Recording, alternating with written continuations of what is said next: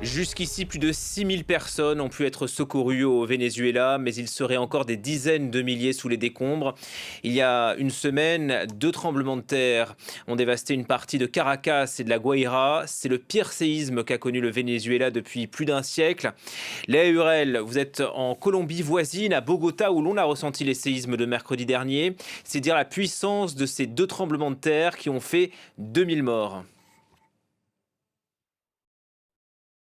Exactement, Julien, et ce chiffre de 2000 morts qui est avancé par les autorités vénézuéliennes, ce n'est pas qu'il est faux, c'est qu'il ne reflète pas la réalité du terrain, car à l'heure actuelle, vous le rappeliez très justement, eh bien, des dizaines de milliers de personnes sont toujours portées disparues. Sur la base d'images satellitaires, la NASA a estimé que près de 60 000 bâtiments auraient été détruits, voire ou endommagés dans le nord du pays, et le résultat très impressionnant. Ce sont des zones entières qui semblent avoir été tout simplement rasées au niveau du sol, ce qui explique la quantité de débris qu'il reste encore à explorer et à dégager pour retrouver toutes ces personnes. Il y a bien évidemment l'espoir chez certains de retrouver leurs proches vivants, et voilà, quelques sauvetages miraculeux 5-6 jours après la catastrophe ont d'ailleurs prouvé que cela était possible.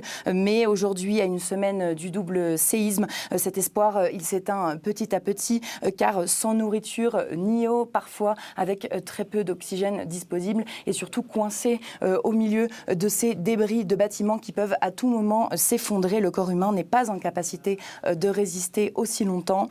Sous les décombres, il y a donc des cadavres, et des collègues journalistes qui sont sur place, pardonnez-moi la violence de cette phrase, nous ont d'ailleurs témoigné que la mort se sentait littéralement dans les rues à Caracas. Oui, et à mesure, Léa, que le temps passe, la colère aussi monte face à la réponse jugée lente et tardive du gouvernement vénézuélien.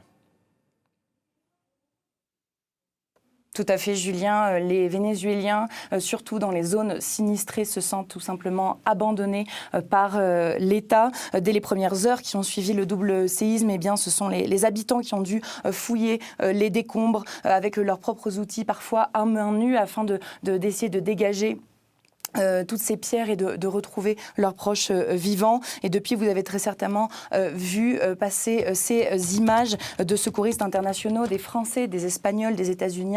On apprenait ce matin également que des secouristes japonais allaient très bientôt arriver sur place.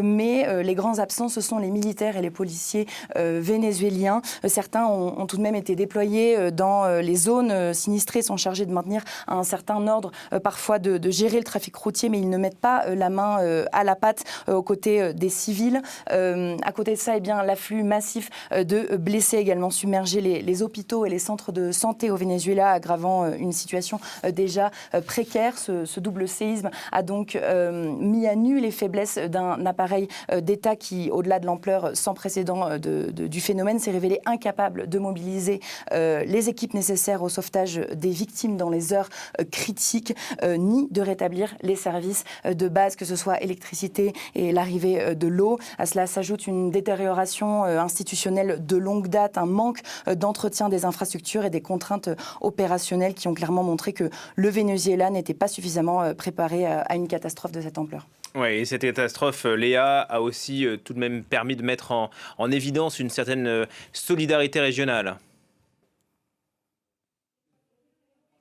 Oui, exactement. On a vu que la réponse régionale a été assez effective. Il y a plusieurs gouvernements, je pense notamment au Brésil, au Chili, à l'Argentine, qui ont immédiatement mobilisé des ressources, envoyé pour certains des équipes de secouristes sur place, ce à quoi s'ajoutent les quelques 12 000 tonnes d'aide humanitaire envoyées au pays par une dizaine de nations. Et du côté de la Colombie, de Bogota notamment, où je me trouve, eh bien, j'ai pu constater un immense élan de solidarité de la part de la population pour leurs voisins, entre les cagnottes d'argent, les opérations, mais aussi les événements organisés pour récolter des dons qui se sont multipliés. Eh bien, il y a certains centres qui sont notamment aujourd'hui saturés sous les dizaines de milliers de sacs de vêtements notamment qu'ils ont reçus, même si il y a effectivement beaucoup d'autres matériels qui manquent, notamment de l'eau, des médicaments, des produits d'hygiène personnelle. Il faut rappeler que la Colombie et le Venezuela se sont des